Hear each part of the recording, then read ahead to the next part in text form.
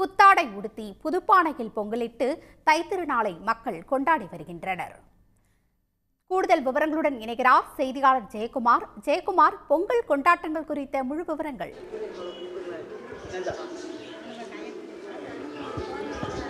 தூத்துக்குடி காமாட்சி அம்மன் கோயில் தெருவில் பொங்கல் விடக்கூடிய நிகழ்ச்சி அதிகாலை முதலே வெகு விமர்சையாக நடைபெற்று வருகிறது. இங்கு இருக்கக்கூடிய மக்கள் புத்தாடை அணிந்து காலை முதலே பொங்கல் விடக்கூடிய நிகழ்வு நடைபெற்று வருகிறது.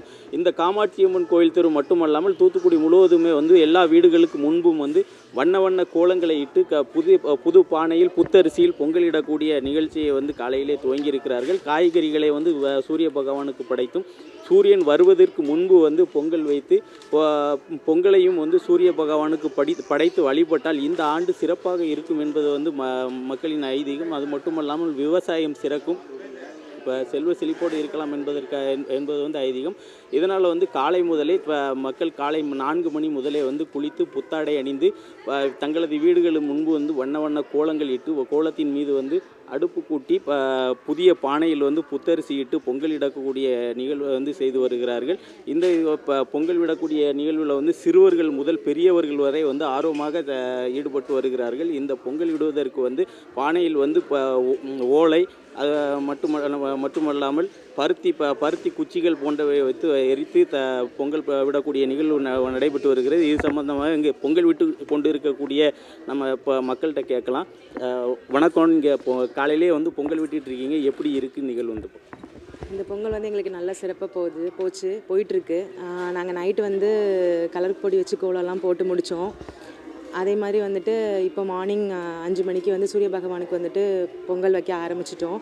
இந்த பொங்கல் வச்சு முடிச்சுட்டு நாங்கள் எப்போயுமே என்ன பண்ணுவோன்னா, எல்லாருமே தமிழ் காய்கறிகள் எல்லாம் வாங்கி வச்சு சாமி கும்பிடுவோம்ல, அந்த மாதிரி எல்லாம் சாமி முன்னாடி படைச்சி வச்சுட்டு வந்திருக்கோம்.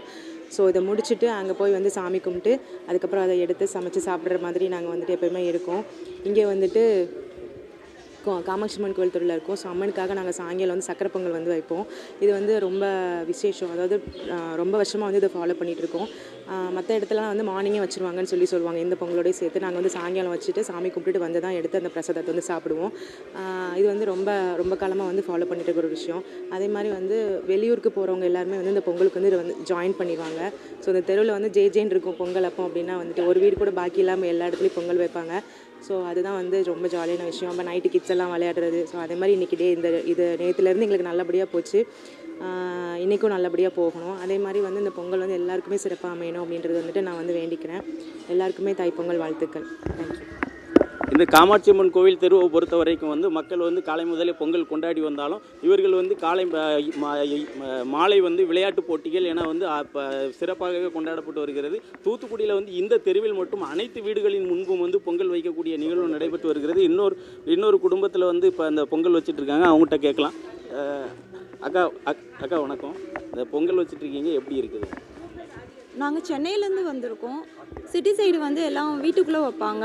இந்த மாதிரி ஏர்லி மார்னிங் எழுந்திரிச்சு பொங்கல் செலிப்ரேட் பண்ணலாம் ரேரு. ஸோ இங்கே காமாட்சி அம்மன் கோயில் தெருவில் ஒரு 200-300 பொங்கப்பானை வச்சு காலையிலேயே 4 மணிக்கு எழுந்துச்சு கோலம் இட்டு பொங்கல் வைப்பாங்க. இது ஃபேமிலி மெம்பர்ஸோட ரிலேட்டிவ்ஸ் மெம்பர்ஸோடு இது செலிப்ரேட் பண்ணுறது ரொம்ப மனசுக்கு நிறைவாக இருக்குது. ஒன்று சொல்லணும்னு நினச்சிக்கிறேன். ரொம்ப ட்ராவலிங் ஸ்ட்ரகிளாக இருக்குது. ஸோ இந்த function time bus facility, train ஃபெசிலிட்டிலாம் கொஞ்சம் எக்ஸ்ட்ரா விட்டால் நல்லாயிருக்கும் ஃபீல் பண்ணுறேன். இந்த காமாட்சி அம்மன் கோயில் தெருவை பொறுத்த வரைக்கும் தெரு முழுவதுமே சுமார் 100க்கும் மேற்பட்ட பொங்கல் பானைகளை வைத்து பொங்கல் விடக்கூடிய நிகழ்வு தற்போது நடைபெற்று வருகிறது. அது மட்டுமல்லாமல் தூத்துக்குடி மாதா கோவில், சிவன் கோவில், அந்தோணியார் கோவில் போன்ற பகுதிகளிலையும் மக்கள் பொங்கல் வைத்து வழிபடுவார்கள்.